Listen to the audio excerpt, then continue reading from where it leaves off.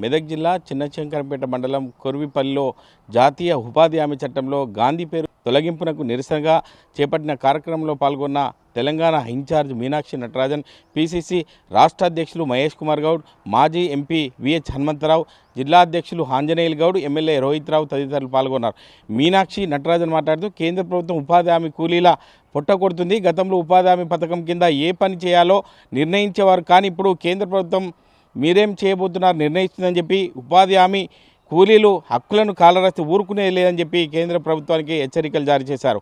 మెదక్ జిల్లా రామంపేట మండలం అక్కనపేట గ్రామ శివారులో ఘోర రోడ్డు ప్రమాదం. ఆటోను ఢీకొట్టిన ట్రాక్టర్, ఆటోలో ఉన్న మహిళ మృతి, మరో 6గురికి తీవ్ర గాయాలు. ఆసుపత్రికి తరలించిన స్థానికులు. ఘటనా స్థలాన్ని సందర్శించిన మెదక్ అడిషనల్ ఎస్పీ మహేందర్.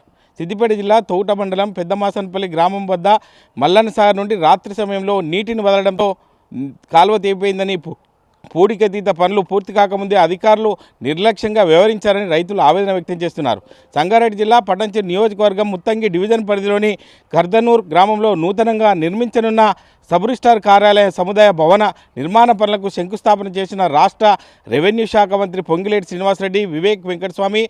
పొంగులేటి మాట్లాడుతూ ధరణి మార్చి భూభారతిని తెచ్చాము, సామాన్య ప్రజలకు ఒక చుట్టంగా భూభారతిని తీసుకురావడం జరిగిందని మంత్రి తెలిపారు. ఇది తాజా పరిస్థితి.